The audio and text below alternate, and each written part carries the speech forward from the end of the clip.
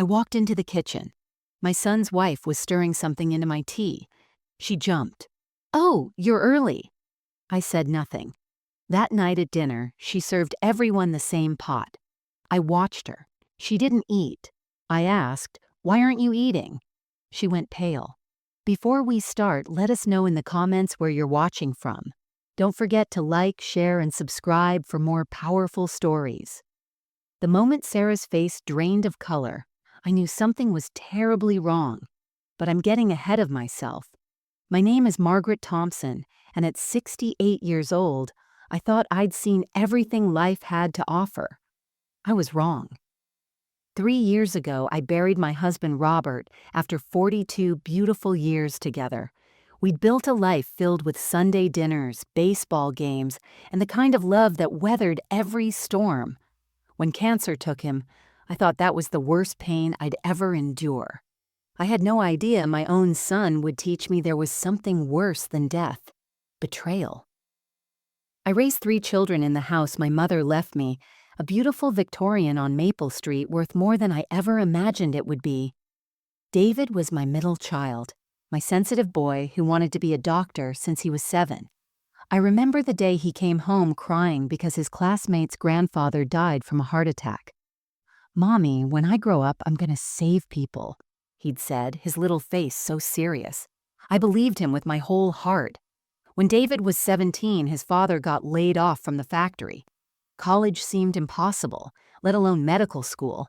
I sold my mother's diamond necklace, the one she wore on her wedding day, then my own wedding ring when that wasn't enough. I kept Robert's ring and wore it on a chain around my neck. "Education is the only thing no one can take from you," I told David as I handed him the check for his first semester. I took night shifts at the hospital cafeteria while teaching 3rd grade during the day. My feet would swell so badly I'd have to cut my shoes off some nights, but seeing David in that white coat at graduation made every sacrifice worth it. My daughter Emma lived in Seattle now with her 2 girls, and my youngest Thomas was stationed overseas with the Navy. But David stayed close, setting up his practice just 20 minutes away. When he married Sarah last year, I was overjoyed. She was beautiful, charming, and seemed to adore him. When they asked to move in temporarily while renovating their new house, I welcomed them with open arms. The house felt so empty after Robert died, and having family around again filled it with life. Sarah seemed perfect at first. She'd bring me tea every afternoon, always in my favorite china cup with the painted roses. "You work too hard in that garden, Mom," she'd say with such a sweet smile. She organized my medications, helped with grocery shopping, and even started handling some of the household bills to take the stress off. I was grateful to have such a thoughtful daughter-in-law. But that afternoon, when I came home early from my canceled doctor's appointment, something shifted. The way she jumped when she saw me, the guilty flash across her face before she recovered with that practiced smile, the small white powder on her fingertip that she quickly wiped on her apron. "Just adding sugar, Mom. You know how you like it sweet," she'd said, but her voice had a tremor I'd never heard before. That evening's dinner haunts me still.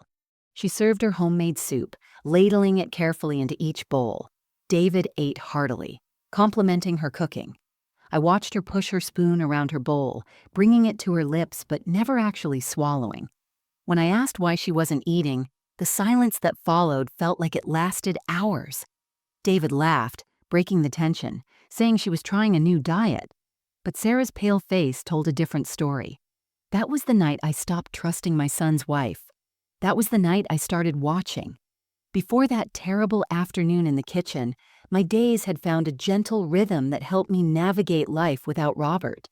I'd wake at 6:30, just as the morning sun painted golden stripes across the bedroom wall. The left side of the bed remained untouched, Robert's reading glasses still on his nightstand, where he'd left them 3 years ago. Some might call it unhealthy, but those small remnants of him brought me comfort. My morning routine was sacred. First, coffee in the kitchen while watching the cardinals at the bird feeder Robert built our last summer together. Then I'd step into the garden, my sanctuary. The tomatoes were coming in beautifully this year, heavy and red on their vines. Robert always said I had the greenest thumb in Massachusetts, and I kept that garden thriving as if he might walk out any moment to admire it. The roses along the fence were his favorite, deep red climbers that filled the air with perfume. I'd whisper good morning to them, and to him as I watered each plant. By 7:30, I'd have breakfast ready. David would come down first, already checking emails on his phone, the dedicated doctor even at home. He'd kiss my cheek absently, gulp down orange juice, and grab the toast I'd buttered just the way he liked it since childhood. Sarah would follow, always perfectly put together even this early, her blonde hair smooth and makeup flawless. "Good morning, Mom," she'd say warmly, squeezing my shoulder as she passed. Those mornings felt like having a complete family again. Tuesdays and Thursdays were my volunteer days at the Literacy Center downtown. I'd been teaching adults to read for 15 years, and nothing compared to watching a 45-year-old man read his daughter a bedtime story for the first time. My student Maria had just finished her first complete novel, and we'd celebrated with homemade cookies and tears of joy. These moments reminded me that life held purpose beyond my own grief. Wednesdays meant lunch with my church friends. We'd been meeting at the same diner for 20 years, our group shrinking as husbands passed and friends moved to retirement homes. But those who remained were fighters, refusing to let age define us. We'd gossip, laugh about our aching joints, and share pictures of grandchildren. Betty would always ask about David, calling him that handsome doctor son of mine. I'd beam with pride, telling them how well his practice was doing, how happy he was with Sarah. Evenings were for knitting while watching Jeopardy, something Robert and I did together for decades. Now Sarah would sometimes join me, her presence filling just a bit of the empty space on the couch. She'd attempt to knit, laughing at her clumsy fingers, and I'd patiently guide her hands. "You're so patient, Mom. I don't know how you do it," she'd say. During commercial breaks, she'd ask about family history, seeming genuinely interested in old photo albums and stories about David's childhood. Friday evenings were special. David would come home early, and we'd have a proper family dinner. I'd make his favorite pot roast with all the fixings, the recipe his grandmother passed down to me. Sarah would set the table with the good china, candles flickering warmly. We'd talk about their renovation plans, David's patience, Sarah's search for a job in marketing. They'd hold hands across the table, and I'd think how Robert would have loved seeing our boy so happy. Sundays, after church, I'd visit Robert at the cemetery, bringing fresh flowers from our garden. I'd sit on the small bench beside his stone, telling him about the week, how David had saved a patient's life, how Sarah had helped me reorganize the attic, how the grandchildren were growing so fast. "We did good, Robert," I'd whisper. "Our boy turned out just fine." This was my life, predictable, peaceful, filled with small joys and manageable sorrows. A widow's life, yes, but a full one. I had no idea that beneath Sarah's helpful smiles and David's distracted kisses, a plan was forming that would shatter this careful peace I'd built. The first crack in my peaceful world appeared on a mundane Thursday afternoon. I'd come home early from the Literacy Center because Maria had caught the flu. And as I climbed the stairs to change out of my teaching clothes, I heard dresser drawers sliding open and closed in my bedroom. Sarah stood at my jewelry box, holding up my mother's pearl necklace to the light. "Oh, Margaret, you startled me," she said, quickly placing the necklace back. "I was just putting away some laundry and noticed how dusty everything was getting in here. These beautiful pieces deserve better care." Her smile was bright, but something flickered behind her eyes, like a shadow passing over the sun. She held up a dust cloth as evidence, though I noticed the laundry basket sitting untouched by the door. That should have been my first real warning. But I pushed the unease down. Sarah was helping, I told myself. She was being thoughtful. Yet that night, I found myself checking that all my jewelry was still there. Everything was accounted for but somehow repositioned, as if each piece had been carefully examined and cataloged. Over the following weeks, small oddities began accumulating like dust in corners. I'd find Sarah in my home office standing by my filing cabinet. Looking for stamps, she'd explain, though I kept them in the kitchen drawer and she knew it. My important documents, usually filed alphabetically, were subtly out of order.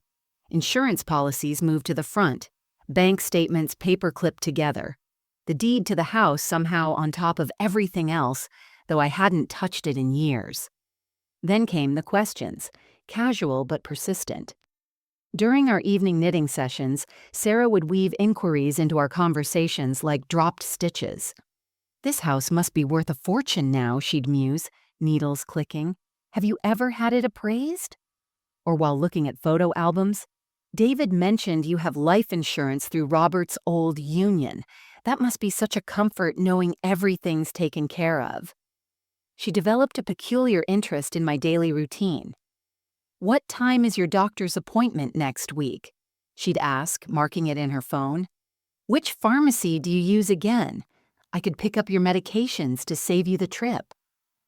When I mentioned I was thinking about updating my will, her eyes lit up with an intensity that made my stomach turn. "Oh, you should definitely do that.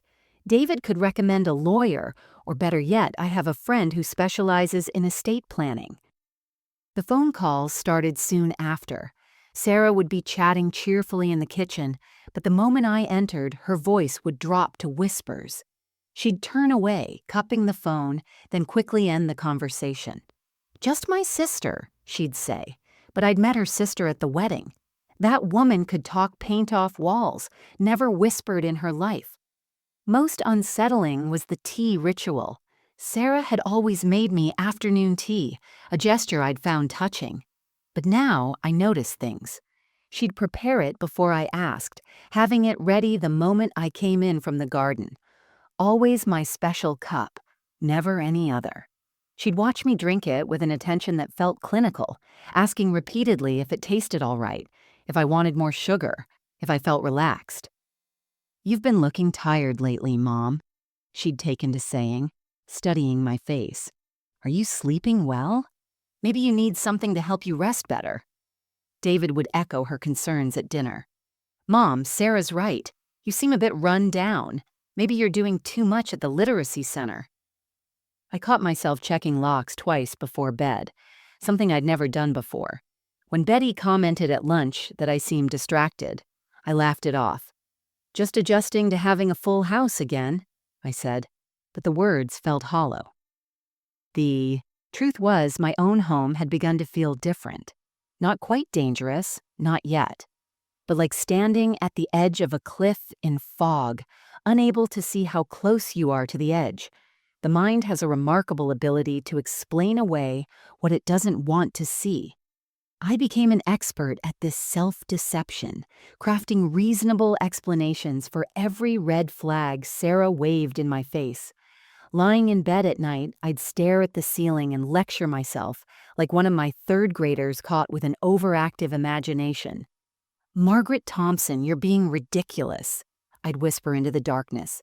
"This is exactly what your sister Patricia warned you about. She said widows get paranoid, start seeing threats everywhere. You're becoming one of those suspicious old ladies who thinks everyone's after their money." The thought mortified me. I'd always prided myself on being rational, level-headed. I was the teacher who mediated playground disputes, the mother who never panicked during emergency room visits. When doubt crept in during daylight hours, I'd find perfectly logical explanations. Sarah was in my jewelry box because she genuinely wanted to help care for precious family heirlooms. Young people today were so conscientious about estate planning. Of course, she'd encourage me to update documents. Her questions about the house value were natural curiosity. Maybe even them considering their own financial future. Nothing sinister about that. I reminded myself how wonderful Sarah had been these past months. She'd held my hand through the 3rd anniversary of Robert's death, bringing me tea and sitting quietly while I cried.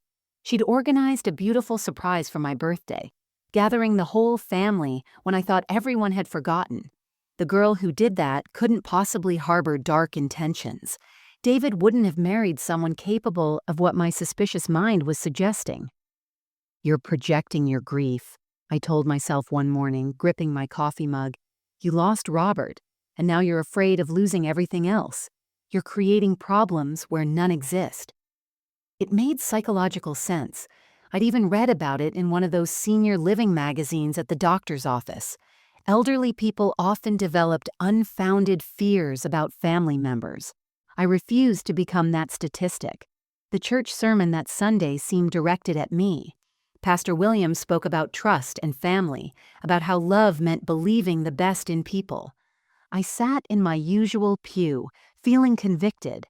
Here I was, suspecting my daughter-in-law of terrible things, based on what? Some moved papers? An interest in my well-being? Preparing tea? I was ashamed of myself.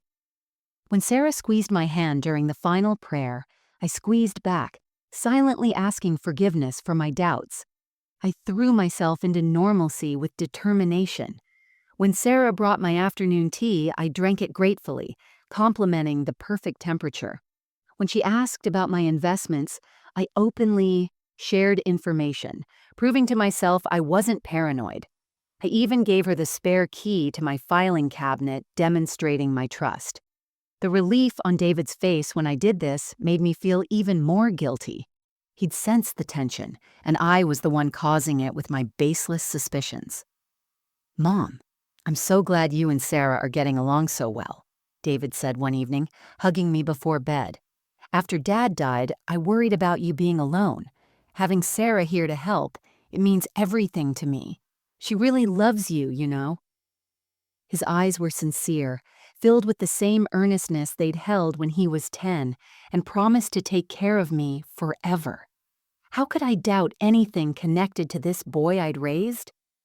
My friend Betty inadvertently reinforced my denial. You're so lucky, she said at lunch. My daughter-in-law barely calls, and yours is right there making you tea every day. Some of us would kill for that kind of attention. The others nodded in agreement, sharing their own tales of neglectful children and absent grandchildren. I had nothing to complain about, nothing at all, so I buried my suspicions under layers of rationalization and guilt. I convinced myself that loneliness and grief were playing tricks on my mind. I was the problem, not Sarah. This was my family, my son's chosen wife, and families trusted each other. I just needed to adjust to having people care for me again. The unease in my stomach was just anxiety, nothing more. The Tuesday that changed everything started like any other. I was sorting through the recycling bin, something Sarah usually handled but had forgotten that week. As I lifted out newspapers and junk mail, a small prescription bottle rolled from between crushed cardboard. Azopiclone, the label read. Prescribed to Margaret Thompson. Filled just last week at a pharmacy across town I'd never visited. My hands trembled as I turned the bottle over. 30 pills, now empty. A sleeping medication I'd never requested, never taken. Prescribed by a Dr. Harrison I'd never heard of. The signature on the pickup line was mine, but not quite. Like someone had practiced my loops and curves but pressed too hard, making the ink thick where mine was always light. I stood there in my garage, heart pounding, trying to make sense of it. There had to be an explanation. Maybe David had arranged it, worried about my sleep. But why wouldn't he tell me? Why use a different pharmacy? Why was the bottle empty when I'd never taken a single pill? I tucked the bottle into my gardening apron and went inside, my mind racing. Sarah was in the kitchen, humming while preparing lunch. "Everything okay, Mom?" she asked without turning around. "You look a little pale." That afternoon, I did something I'd never done before. I searched Sarah's things. My hands shook as I opened her desk drawer, finding it mostly empty except for a notebook. Flipping through pages of grocery lists and phone numbers, I stopped cold. There, on a page dated 2 weeks ago, was my signature, over and over again. Margaret Thompson, written in different styles, each one getting closer to my actual handwriting. The last few were nearly perfect. I photographed the page with my phone, my heart hammering so hard I thought I might faint. Putting everything back exactly as I'd found it, I retreated to my room, locking the door behind me. The woman living in my house was practicing my signature. The innocent explanations I'd clung to crumbled like old paper. The next morning, I called my bank. "I just want to verify all recent activity on my account," I said, trying to keep my voice steady. The helpful young man on the phone chirped through recent transactions, then paused. "Oh, I see there was an inquiry last week about adding an authorized user, but it wasn't completed. Would you like to proceed with that now?" "No," I managed. "Who made the inquiry?" "It says here, Sarah Thompson. She identified herself as your daughter-in-law calling on your behalf. She said you were having trouble with your memory and needed help managing finances." I hung up, my mouth dry as sand. That evening, I watched Sarah prepare my tea with new eyes. Her movements were precise, methodical. She stirred longer than necessary, her back blocking my view. When she turned, that sweet smile was perfectly in place. "Here you go, Mom. Extra honey today. You need your strength." Instead of drinking it immediately as usual, I held the cup, letting it cool. "I'm going to take this to my room. I want to finish a chapter before bed." Something flickered across her face. Disappointment, maybe, or frustration.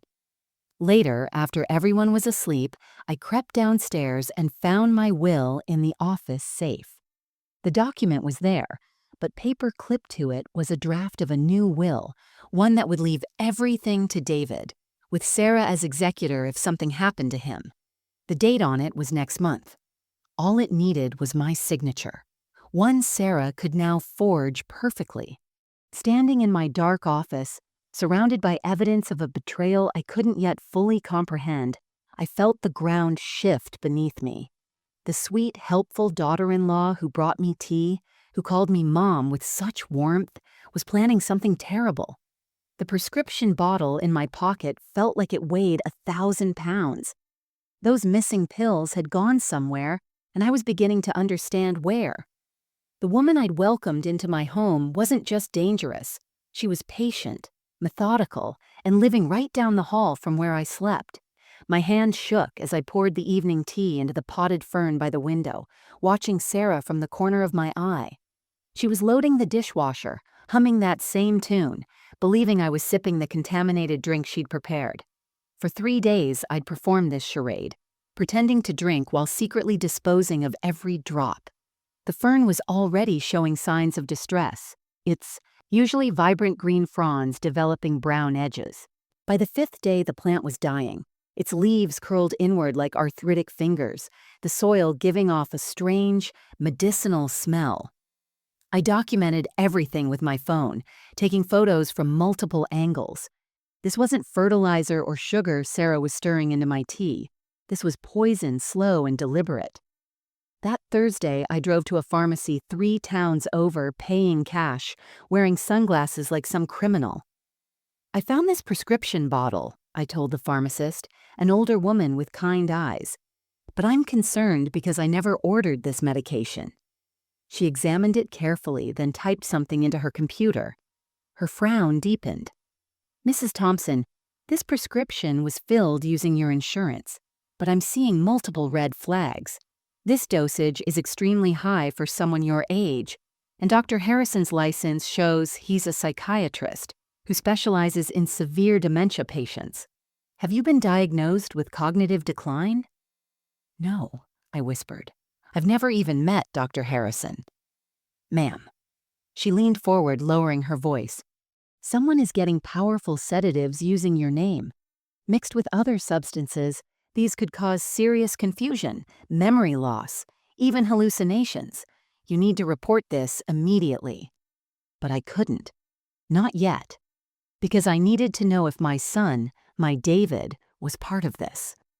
That evening, I feigned exhaustion earlier than usual. "This tea always makes me so sleepy," I said, yawning dramatically. Sarah's eyes lit up with satisfaction. I retreated to my room but crept back to the top of the stairs, my heart breaking with each word I overheard. "It's working perfectly," Sarah's voice drifted up. "She's getting more confused every day. Yesterday she called me by your sister's name twice." David's response shattered what was left of my maternal heart. "Good. How much longer do you think?" Another month, maybe 2. We need her disoriented enough that when we bring the lawyer, no one will question the power of attorney. She'll sign anything we put in front of her.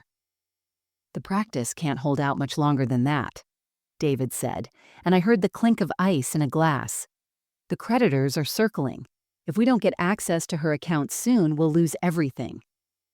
Don't worry, baby. My brother says once she's at his facility, we can declare her completely incompetent within weeks. The house alone will clear your gambling debts. And that life insurance policy, that's our fresh start in Florida. I pressed my hand to my mouth, stifling a sob. Gambling debts. My son, who I'd sacrificed everything for, had gambled away his future and was now betting my life to fix it. Sometimes I feel guilty, David said so quietly I almost missed it. She's my mother. She's old, David. She's had her life. Would she really want you to lose everything? Besides, we're not killing her. We're just managing her decline. She'll be cared for. Your brother's facility has a terrible reputation, Sarah. She won't know the difference soon enough. The medication makes sure of that. I stumbled back to my room, barely making it to the bathroom before vomiting. My son, my baby boy, was discussing my planned deterioration like a business transaction. The child I'd carried for 9 months, whose fever I'd watched through endless nights, who'd cried in my arms after his first heartbreak, was orchestrating my imprisonment. I sat on the cold bathroom floor, pressing a towel to my mouth to muffle my sobs. Every sacrifice, every moment of pride, every unconditional act of love had led to this moment, discovering my son valued my bank account more than my life. The betrayal wasn't just Sarah's, it was David's, and that cut deeper than any poison ever could. The next morning, I drove to the public library 2 towns over, my paranoia demanding distance from anyone who might recognize me. Using their computer instead of my own, I began searching for Sarah Thompson, or rather, Sarah Mitchell, her maiden name. What I found made my blood run cold. The first article was from a Florida newspaper, 3 years old. Elderly millionaire dies under mysterious circumstances. Young wife inherits fortune. Harold Brennan, age 72, had married Sarah Mitchell after a whirlwind romance. 6 months later, he was dead from what doctors called complications from rapidly advancing dementia. The article noted that friends were shocked by his sudden decline, as he'd been sharp as a tack just months before. Sarah inherited $500,000 and disappeared shortly after the funeral. My trembling fingers clicked through more links. Sarah Mitchell had worked at 3 different assisted living facilities over 5 years, each time leaving shortly after a resident's death. Always elderly, always wealthy, always leaving her something in their will. The pattern was clear as blood on snow. I printed everything, my hands shaking as I fed quarters into the machine. Then I found something that stopped my heart. Sarah's brother, Tony Mitchell, owned Sunset Manor, a facility 40 minutes away. I recognized the name. It was where David had suggested we tour last month, just in case I ever needed care. The Google reviews made me sick. Neglectful staff. My mother lost 20 pounds in 2 months. They kept her so sedated she didn't recognize us. Suspicious bruising. Wouldn't recommend to my worst enemy. This wasn't just about stealing my money. This was a practiced routine, a family business of elder abuse. The next discovery came from David's college roommate's Facebook page. Photos from a Vegas bachelor party 6 months ago showed David at a poker table, stacks of chips in front of him. The comments were telling, "David's got the fever bad, bro needs an intervention, lost his shirt again." I searched county records and found 3 liens against David's practice. He owed over $400,000 to various creditors. His medical practice was hemorrhaging money, malpractice insurance had been canceled, and he was months behind on office rent. My beautiful house, left to me by my mother, was worth $800,000 in today's market. My life insurance, which Robert had insisted on maintaining, would pay out $500,000. Together, it would solve all of David's problems and give them a fresh start. All they needed was for me to disappear into Tony's facility, drugged into oblivion, signing whatever they put in front of me. I found Sarah's phone number from before she married Harold Brennan and paid for a background check. 2 previous marriages, both to elderly men, both dead within a year. She'd changed her last name each time, making her harder to track. She was a professional predator, and my son had either fallen for her act or, worse, knew exactly what he was getting. The most damning evidence came from a medical journal article about isopoquone interactions. Mixed with certain common heart medications, like the ones I took daily, it could cause severe disorientation, memory lapses, and symptoms mimicking dementia. The effects were reversible if caught early, but could cause permanent damage if sustained. They weren't just planning to steal from me. They were planning to destroy my mind first, making me complicit in my own robbery. I sat in my car afterward, surrounded by printed evidence, crying until I couldn't breathe. This wasn't a desperate mistake or a moment of weakness. This was calculated evil. Sarah had done this before, perfected her technique, and now she was teaching my son her trade. They'd mapped out my destruction like a business plan, with contingencies and timelines. The sweet tea she brought me every afternoon wasn't just drugged. It was specifically calibrated to interact with my medications, to create symptoms that would look like natural decline to any doctor who didn't know to look deeper. They'd researched me like I was a mark, not a mother. My son hadn't fallen into debt and desperation. He'd fallen into evil, and he'd dragged me down with him. I barely made it home before completely falling apart. The moment I locked my bedroom door, 40 years of strength crumbled like ancient mortar. I collapsed onto Robert's side of the bed, clutching his pillow that had long lost his scent, and wailed into it like a wounded animal. The sound that tore from my throat wasn't human. It was primal. The keen of a mother whose child had died, except David was still breathing, still walking around my house, still calling me Mom while planning my annihilation. My body shook with sobs so violent I thought my ribs might crack. I saw David at 5 years old, feverish with pneumonia, clinging to me in the hospital bed. "Don't leave me, Mommy," he'd whispered, his small hand gripping mine. I'd held him for 72 straight hours, refusing to leave even when the nurses insisted. I'd have died for that little boy. Now that same boy wanted to bury me alive in a nightmare facility where I'd waste away, drugged and forgotten. The memories came in waves, each one a fresh wound. David at 8, proudly presenting me with a Mother's Day card made from construction paper and too much glitter. "You're the best mommy in the whole world," written in his crooked handwriting. I still had that card in my jewelry box. David at his high school graduation, finding me in the crowd, mouthing thank you with tears in his eyes. David in his white coat, the one I'd worked 3 jobs to pay for, hugging me and whispering, "I couldn't have done this without you, Mom."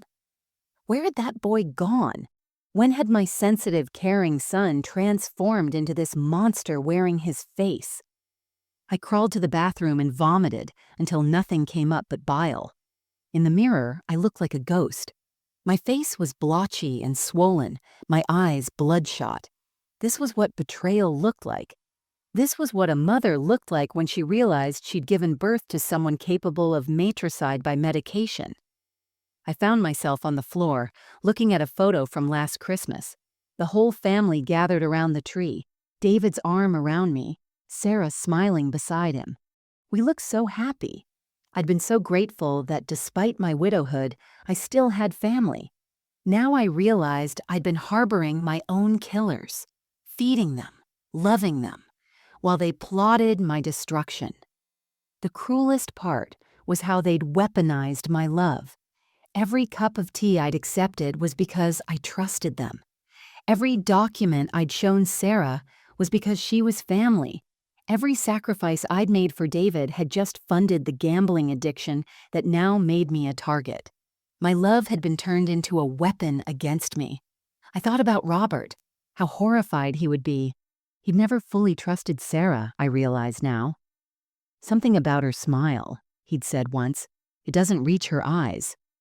But he died before he could see what she really was. Maybe that was a mercy. He never had to know our son had chosen money over his own mother. I pulled myself up and stumbled to David's old room, now a guest bedroom. His childhood teddy bear still sat on the shelf. I held it, remembering how he'd clutched it during thunderstorms, how I'd mend it when the ear tore, how he'd insisted on taking it to college just to have something from home. That innocent child was gone, replaced by someone I didn't recognize. Or maybe worse, maybe this darkness had always been there, waiting for the right accomplice to bring it out. The sun was setting, painting the walls the color of blood. Soon they'd expect me downstairs for dinner. Another performance where I pretended not to know my son was a monster, where I smiled at my would-be murderer and thanked her for the poison tea. The thought made me want to die, really die rather than face this charade. But then I caught sight of my garden through the window. My roses. Robert's roses were blooming despite the season. They'd survived drought, storms, disease. They were fighters. And somewhere under this avalanche of grief, buried but not dead, so was I. I sat on that bathroom floor until the sun died and darkness filled the room. Then in that black silence, something shifted inside me. The tears stopped, the shaking stilled. I felt it like a key turning in a lock, that moment when grief transforms into something harder, sharper. Rage. I stood up slowly, my knees protesting after hours on cold tile, and walked to the mirror. The woman staring back wasn't the same one who'd collapsed hours ago. This woman had steel in her spine and fire in her eyes. This woman had survived childbirth without epidurals, Robert's death, raising 3 children through poverty. This woman was not going to be taken down by a 2-bit con artist and her gambling addict accomplice, even if that accomplice was her own son. "You want war?" I said to my reflection, thinking of Sarah's satisfied smile, David's casual cruelty. "I'll give you a war you'll never forget." I thought about all those other victims. Harold Brennan in Florida. Who knows how many elderly residents at those facilities where Sarah had worked. Women like me who'd trusted, who'd loved, who'd been betrayed by the people meant to protect them.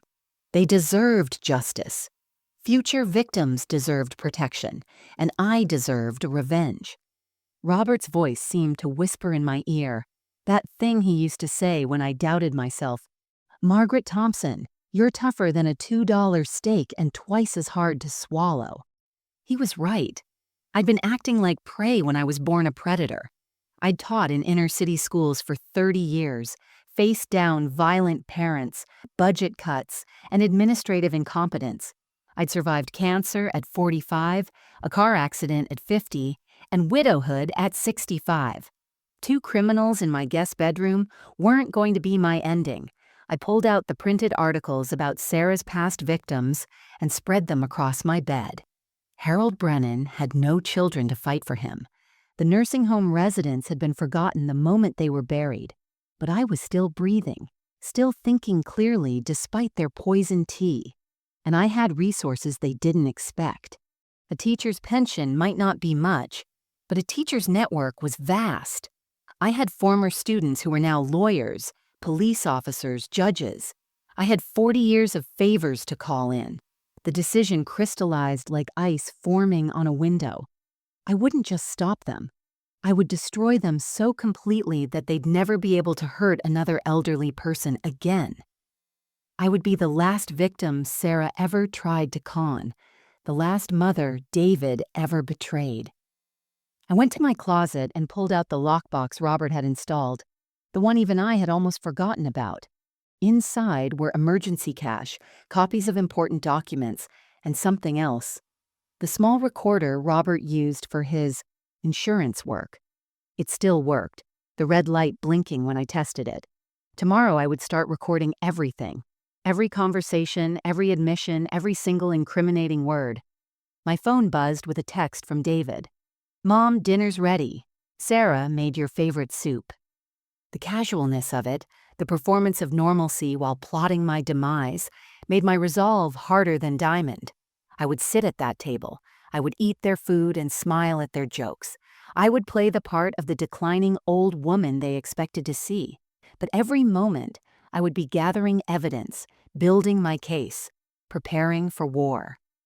I thought about Sun Tzu's Art of War, a book Robert had loved. "All warfare is based on deception," he'd quoted endlessly. "When able to attack, we must seem unable.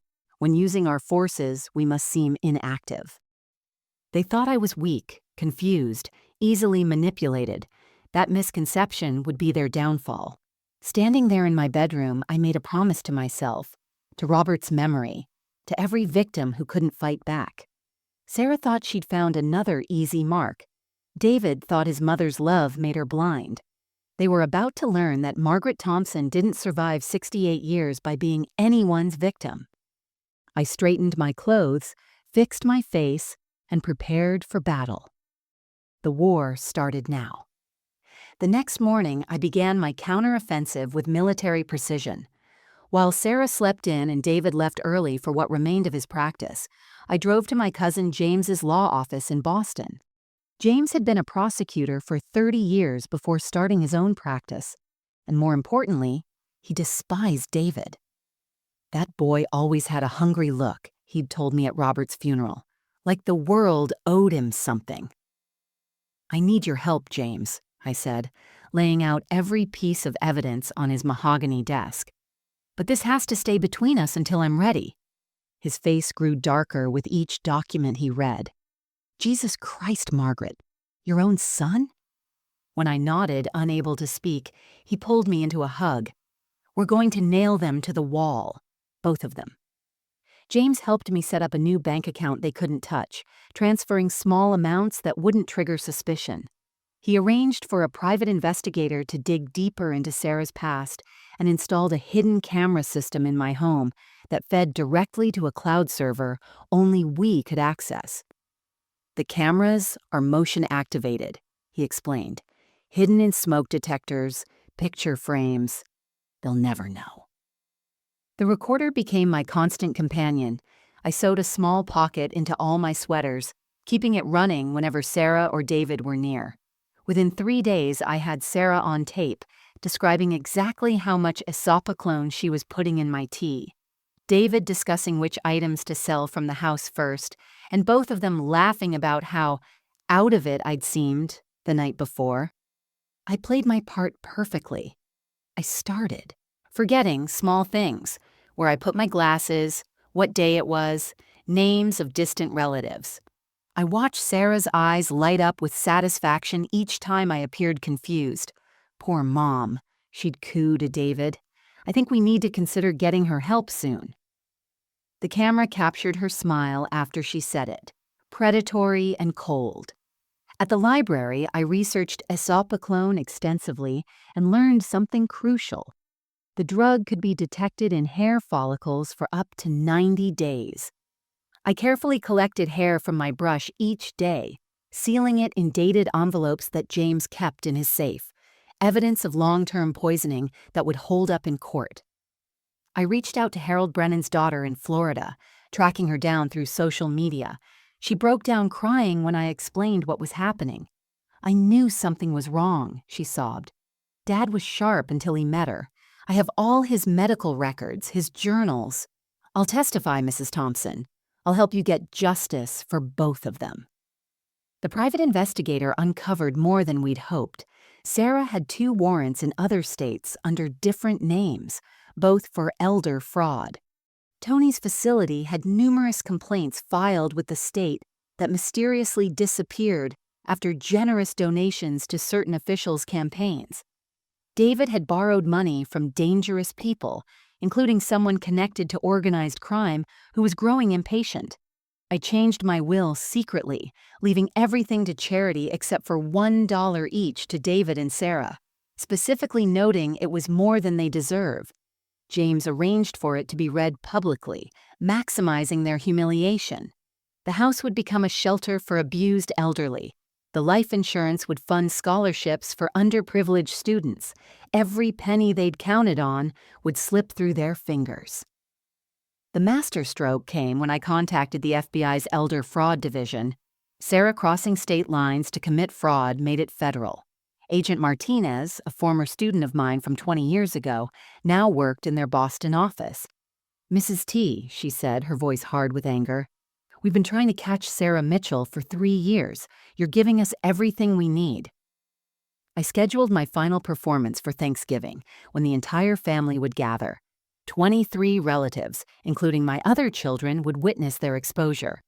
James would arrive as a surprise guest, with federal agents waiting outside.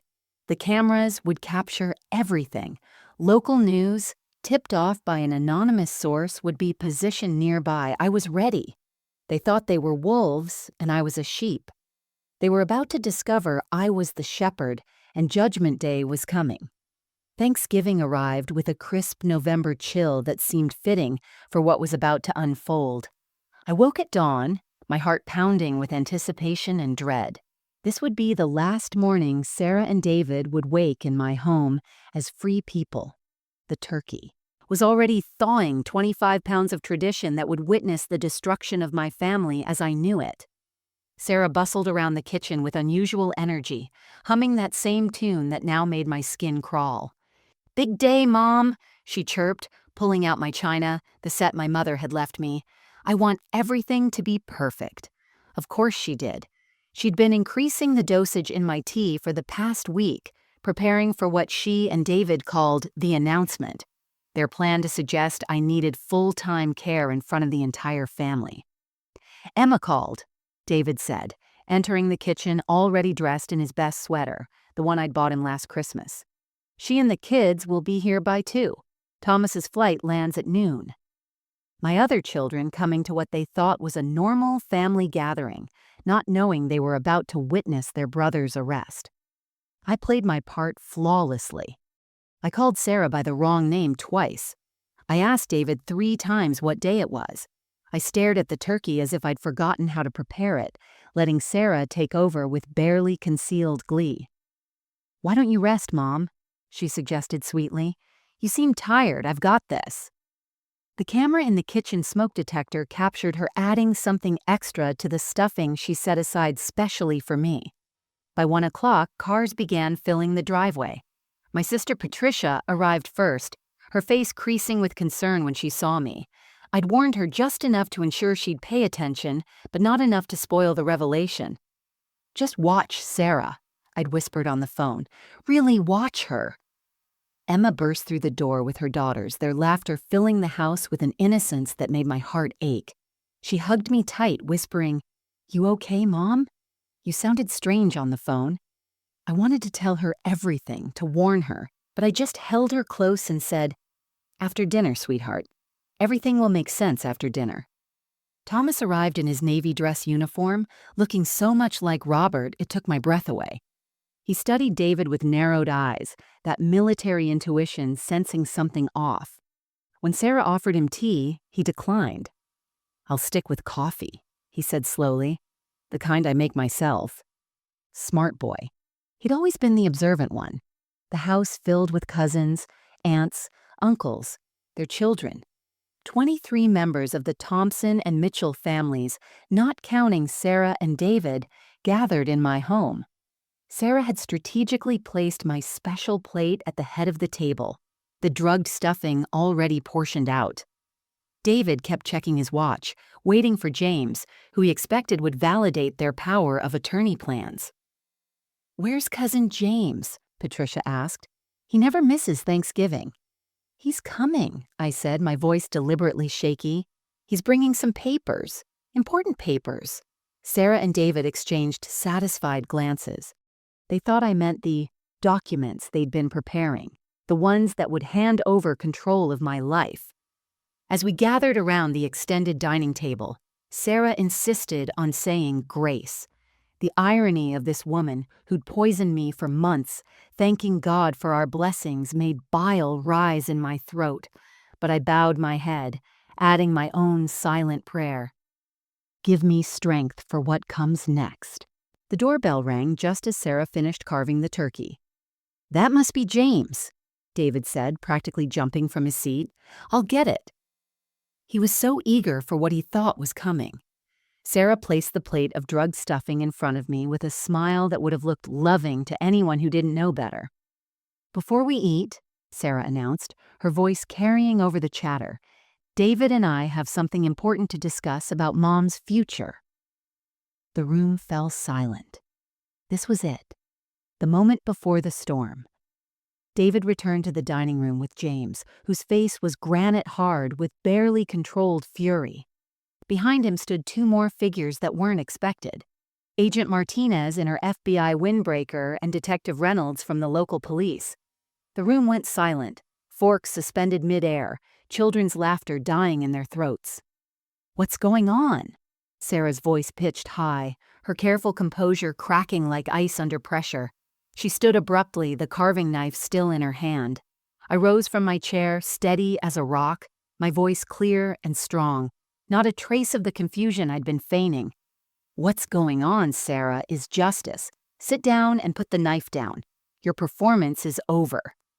The transformation in her face was terrifying. The sweet mask she'd worn for months dissolved, revealing something feral and cornered. David hadn't moved, frozen in place, his mouth opening and closing like a landed fish. "For the past 3 months," I announced to my stunned family, "Sarah has been poisoning me with prescription sedatives, attempting to simulate dementia so she and David could steal my home, my savings, and eventually my life." "Mom, what are you talking about?" David finally found his voice, attempting outrage. "You're confused." "The only thing I'm confused about," I interrupted, my voice sharp enough to cut glass, "is how my son became a monster willing to destroy his own mother for money." James stepped forward, pulling out his laptop. "Everything is documented." He connected it to my television, and suddenly the room filled with Sarah's voice from the hidden recordings. "Another month of the increased dosage, and she won't even remember her own name," Sarah's recorded voice said cheerfully. Then David's response, "Good. The sooner we get power of attorney, the sooner I can pay off Vincent before he sends someone to break my legs." Emma gasped, covering her daughter's ears. Thomas stood, his military bearing rigid with rage, taking a protective stance near me. Patricia grabbed my hand, tears streaming down her face. That's edited!" Sarah shrieked, but James was already playing the next video. Clear as day, the kitchen camera showed Sarah grinding pills into powder, stirring them into my tea, testing the temperature with her finger before bringing it to me with that practiced smile. "The stuffing," I announced, pointing to my untouched plate. "Test the stuffing she specially prepared for me. You'll find enough azopiclone to cause severe disorientation, maybe even respiratory failure in someone my age." Agent Martinez stepped forward. "Sarah Mitchell, also known as Sarah Brennan, Sarah Coleman, and Sarah Davis, you're under arrest for federal elder fraud, attempted murder, and violation of the Controlled Substances Act." As she read Sarah her rights, my daughter-in-law's, no, my would-be killer's, facade completely crumbled. "It was all David's idea," Sarah screamed, pointing at my son. "He came to me. He knew about Harold, about the others. He sought me out because he knew what I could do. He's the one with the gambling debts. He's the one who wanted his mother dead." The room erupted. Emma lunged at David, and Thomas had to physically restrain her. Children were crying. Patricia was shouting. But I stayed calm, watching my son's world collapse. "David Thompson," Detective Reynolds announced, moving toward him, "you're under arrest for conspiracy to commit murder, elder abuse, and fraud." "Mom," David whispered, his face white as paper. "Mom, please, I'm your son. You don't understand. They were going to kill me. The people I owed money to, they were going to kill me." "So you decided to kill me instead?" My voice was steady, but tears ran down my cheeks. "I sold my mother's jewelry for your education. I worked 3 jobs. I gave you everything, and this is how you repay me." As the officers cuffed them both, Sarah made one last desperate play. Check her will. She's leaving everything to charity. Her own grandchildren get nothing. She's the monster here, not us. James smiled coldly. Actually, Mrs. Thompson's original will left everything to David. She only changed it after discovering your murder plot. Though I must say, the $1 each was a nice touch. The FBI agents found the doctored documents in Sarah's purse, including a power of attorney form with my signature. Forged but convincing. They also found a one-way ticket to Mexico dated for next week. Just for her. She'd been planning to run once I was committed, leaving David to handle the aftermath alone. As they led them out, David turned back one last time. "I'm sorry, Mom," he said, but his eyes were empty. The house felt different after the police cars disappeared down Maple Street, smaller somehow despite having fewer people in it. Emma held me as I sobbed, the adrenaline that had carried me through the confrontation finally depleting. Thomas paced the living room like a caged lion, his fists clenching and unclenching. The abandoned Thanksgiving dinner sat on the table, Sarah's poisoned stuffing still on my plate like evidence of a crime that almost succeeded. "We need to get you to a hospital," Emma insisted, her voice thick with tears. "God knows what that poison has done to your system." She was right. The tests at Mass General revealed trace amounts of several substances in my blood, a cocktail designed to mimic dementia symptoms without causing immediate death. "You're lucky," Dr. Patel said, reviewing my results. "Another few weeks at those doses and the damage might have been irreversible. As it is, you should make a full recovery." The legal proceedings moved swiftly. Sarah's previous victims' families came forward, emboldened by her arrest. Harold Brennan's daughter flew in from Florida with boxes of evidence. 3 families from Tony's facility filed charges. What started as one elderly woman's fight became a coalition of the wronged, seeking justice for their loved ones. Sarah broke first. Faced with federal charges and evidence of her previous crimes, she took a plea deal. 25 years in federal prison in exchange for testifying against Tony's entire operation. Her brother's facility was shut down, investigators finding widespread abuse and fraud. 17 elderly residents were relocated to proper care homes, finally free from their pharmaceutical prisons. David's trial was harder to endure. Sitting in that courtroom, watching my son in an orange jumpsuit and shackles, felt like attending a funeral for someone still breathing. His lawyer tried to paint him as Sarah's victim, a desperate man manipulated by a professional con artist. But the recordings were damning, his voice clear and calculated, planning his mother's destruction. Vincent Torino, the man David owed money to, was arrested on unrelated charges 2 weeks after David's arrest. In a twist of irony, David's gambling debts were erased by his creditor's imprisonment. All that suffering, all that betrayal, for debts that no longer existed. David got 15 years. As the judge read the sentence, he looked at me, and for just a moment I saw my little boy again. Scared, lost, realizing too late the magnitude of his choices. But that boy was gone, had been gone long before Sarah entered our lives. Maybe he'd never really existed at all, except in a mother's hopeful heart. I sold the house on Maple Street. Too many memories, both beautiful and terrible, soaked into those walls.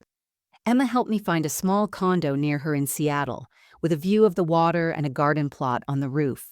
The proceeds from the house went to establish the Robert Thompson Foundation for Elder Protection, providing legal services for seniors facing abuse. My former students rallied around me.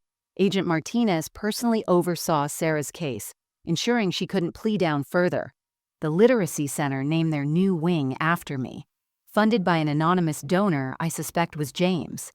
Betty and my church friends became my warriors, escorting me to every court date, surrounding me with the family I chose rather than the one I'd borne.